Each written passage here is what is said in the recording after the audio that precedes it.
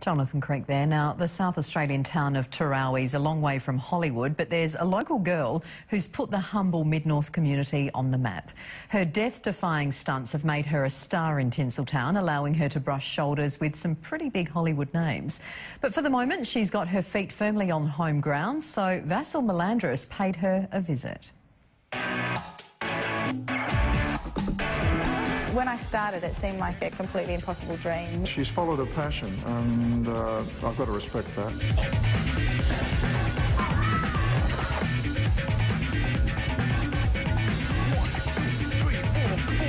I probably train 3 or 4 hours a day.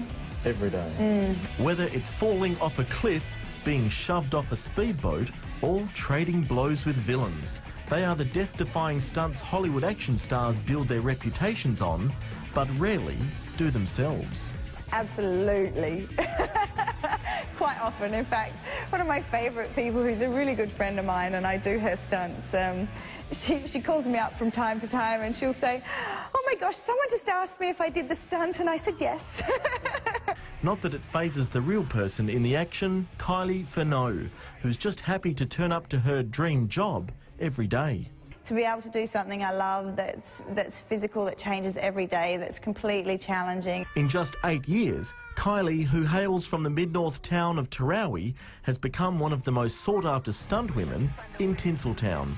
I've worked on a huge number of action movies, probably over 60, and then I've worked with Hugh Jackman, Chris Hemsworth, two of my favourite Aussies. I've actually doubled Toni Collette on her show, The United States of Tara, which I think started this week. I've doubled Jennifer Garner and Anne Hathaway and Sharon Stone. Now, before filming begins on her next blockbuster, Kylie's taking time to come home and mentor the next generation of young hopefuls. Hello, Ruby. Family friend Ruby Shaw was the talk of Wallaroo Primary today when she brought in her special guest for show and tell. How are you all today?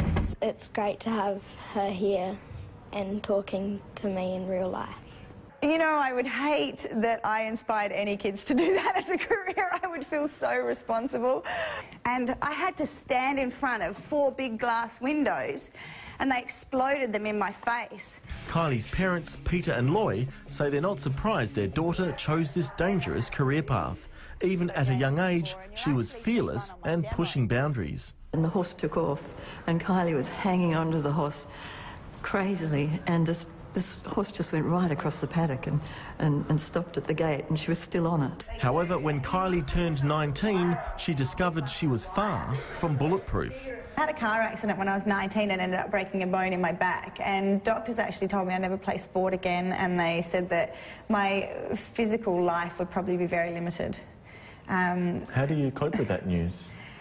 You decide not to listen, I guess. The accident only served to prove her knockers wrong. I did taekwondo and kickboxing, and I only started to learn when I was 27. So it became my passion, and I worked really hard, and that's what got me into the stunt industry. It's no wonder her story resonates with these wide-eyed youngsters. Action! Oh, I'm gonna get you! Oh, I'm coming after you! Upon her return to LA, Kylie will begin preparation on Pirates of the Caribbean 4. However, the 36-year-old knows stunt work isn't forever. You can only be someone else's fall guy for so long before it starts to hurt.